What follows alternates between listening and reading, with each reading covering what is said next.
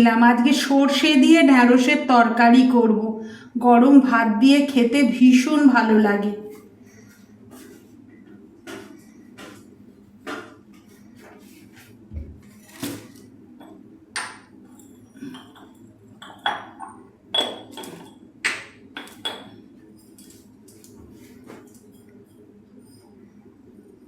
একটু কালো জিরে দিয়ে দিলাম।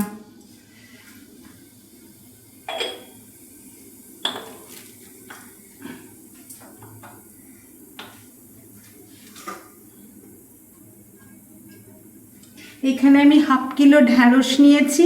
এই দেখো গোটা গোটা মাথাটা শুধু কেটে নিয়েছি। এবার এই ঢ্যাঁড়সটা এর মধ্যে দিয়ে দেব।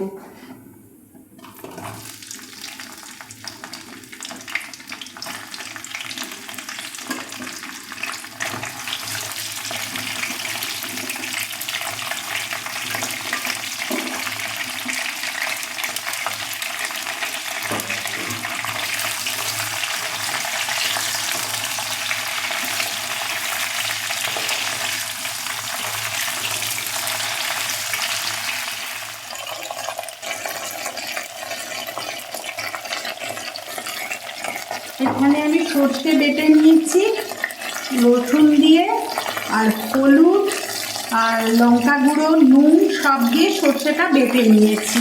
ঢ্যাঁড়সটা একটু ভাজা ভাজা হলে ওর মধ্যে দিয়ে দেব।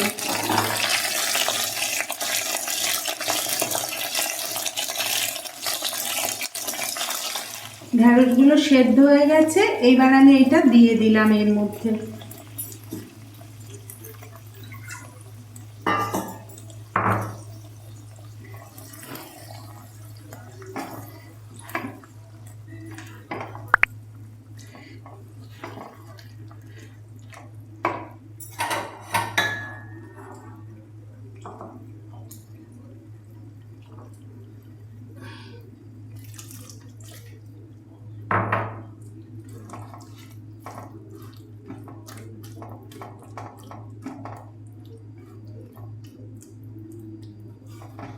এবার এটাকে একটু ঢাকা দিয়ে রাখবো 5 মিনিটের মতো। দেখো আমার সর্ষে ঢ্যাঁড়স হয়ে গেছে। এর মধ্যে 2টো কাঁচা লঙ্কা ভেঙে দিয়ে দিলাম।